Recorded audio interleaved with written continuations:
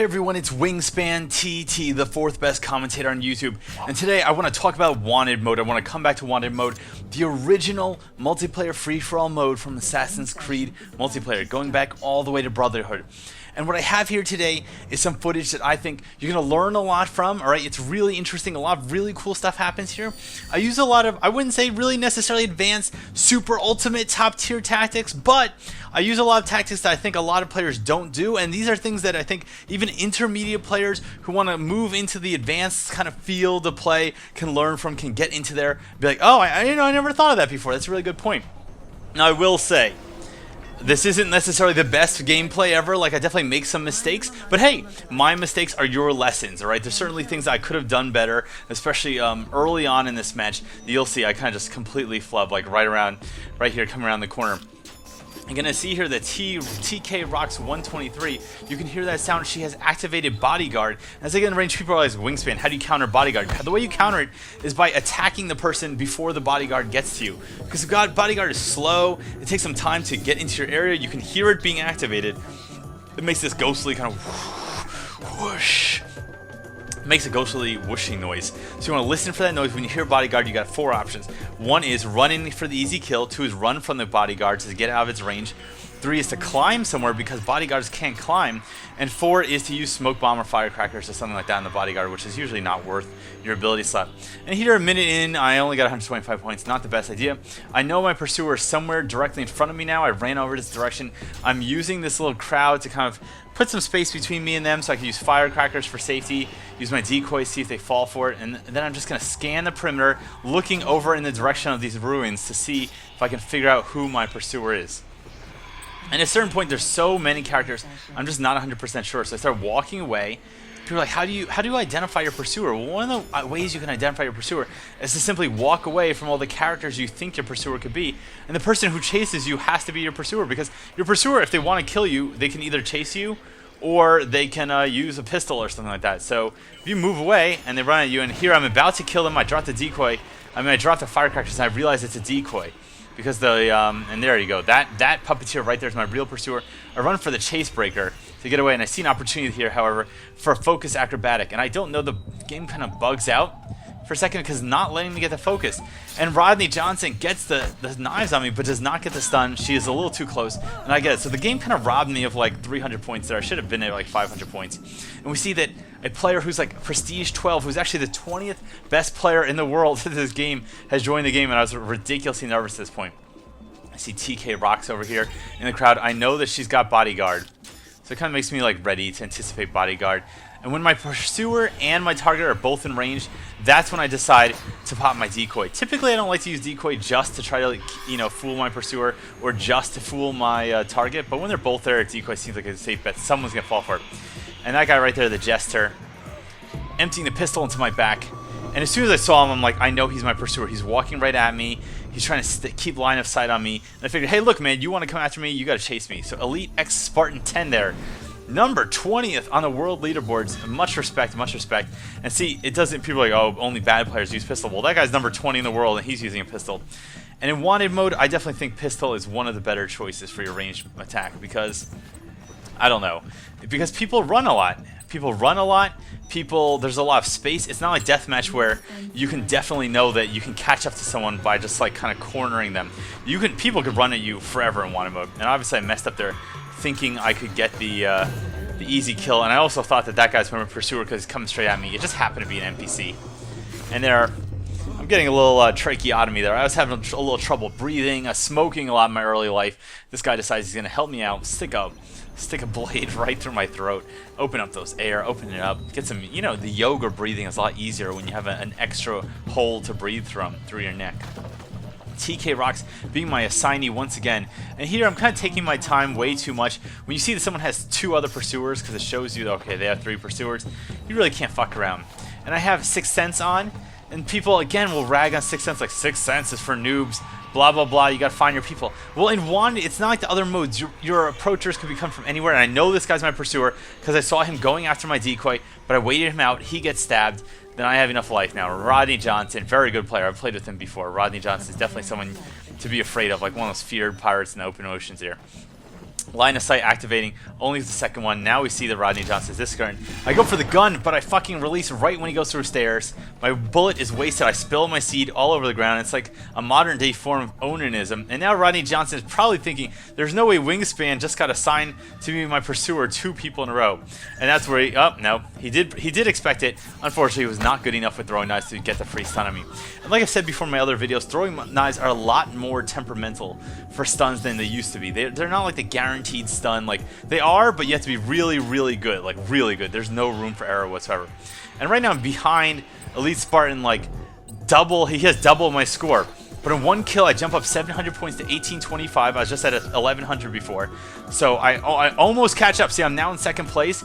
And it's all about patience. He thought he was going to lose me at the tree or get some easy stun on me. And that stun would definitely work on like a new player or a player who is not good at locks or not good at patience.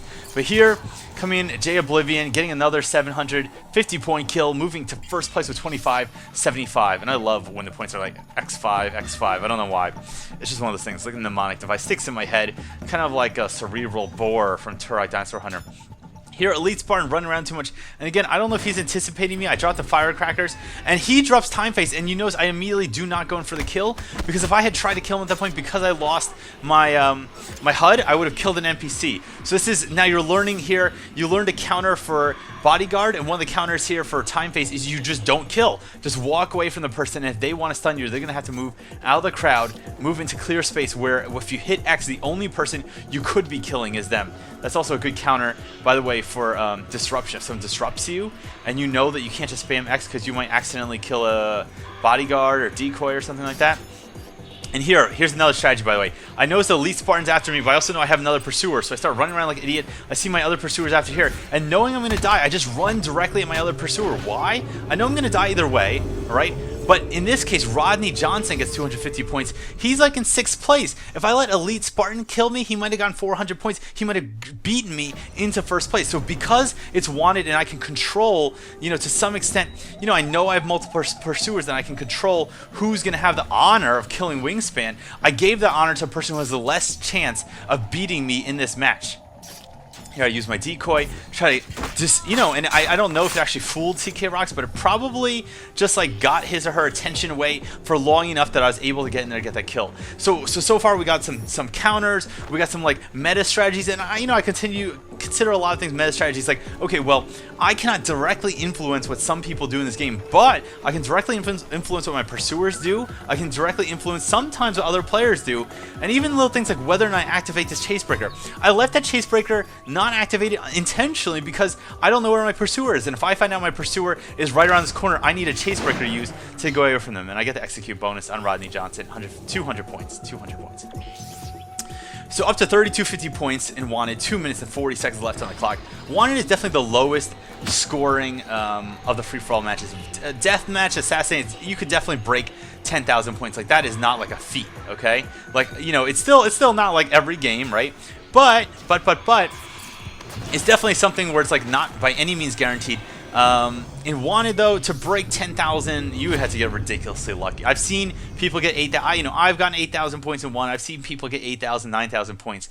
But realistically, the map is so big, it just takes so long to get to your target. In Deathmatch, you got small maps, so it's very easy to get to your targets, and pursuers are a lot of points. In Assassinate, anyone could be your pursuer or target, so you can pretty much run into opportunities to get points everywhere. But in Wanted, you're usually assigned to get people all the way across the map. Now here, I'm pretty certain this guy was going to use this blend group, so I want to come over here, I want to look down under, and I immediately see him coming out of the glimmer. I know he's directly under me, so I'm going to get down, I'm going to try to get the lock on him. I got to move over a little bit. I see my pursuers getting close, so I'm going to wait till I get exactly 350 points and a 50-point focus, get 625-point kill, then immediately die. Leading the pack with 42-25, the lowest players there having sub 1,000 point scores. I know this isn't the craziest, funnest thing, but I played this match, I was like, a lot of stuff happened in this match that people can learn from. Like, this is fucking Wanted 101. Like, if you want to get better at Wanted, you go play this. Now watch this. So TK Rocks here, get him right here. someone activated Time Phase, and lucky me, my pursuer is right here. I could tell from the whispers and the fact that this person was coming right through Chase Breaker, which NPCs don't do, that was probably my pursuer. And because she lost the HUD, I used another player's ability to gain the advantage. Was I a little lucky? Sure, but there's plenty of times at the beginning of the match where I was unlucky, where my pistol didn't go off, where my timing was just bad by like a millisecond. So you gotta take the luck with the good and the bad. People are always like, oh, well, you got lucky. Yeah, it's true. I also got firecrackers right here. But it's just like poker. Like people are like, oh, I can't play poker. It's just a game of luck. Look how many fucks I give about this. Like I give 0 fucks. Goodbye. Goodbye. But the reality is, poker's a game of luck. Magic the Gathering is a game of luck. And yet, there's a small cadre of people that win over and over and over, that are always at the finals, that are always just making it. So it's not about luck, it's about how you adapt to luck. And that's what I like about Wanted. It requires a lot of luck, but it also requires you to think on your feet, adapt to situations, and read the other players. Not just be technically good, or not just good with the abilities, but actually read the other players. And I got the smoke bomb thrown at me. She goes here for the, I don't know what the hell she was going for, but I just happened to activate Revelation at that exact second, see the person right next to me, the puppeteer was my pursuer, get an extra 100 points, and end the game in first place. Ladies and gentlemen, if this isn't archetypal, this is how to play Wanted. I don't know what is. I mean, I really thought there was so many interesting that happens. There was very straightforward kills. There's good blend kills. There's good reactions. There's getting away from pursuers with escapes, stunning pursuers, choosing when to interact with your pursuers and which pursuer to interact with. I mean, there's just so many things. And then, of course, fucking end. And by the way, Elite Spartan X here, I don't believe it makes it in this video, but he just sent me a GG message, which I highly respect. It's great to play with great players. There's definitely a lot of skilled players in this match, and all the more satisfying to kind of just have a really good match. Everyone on WiNGSPAN TT from TopTierTactics.com. I hope you enjoyed this video. I hope you'll subscribe. I hope you'll come back next time, and until you do, cheers.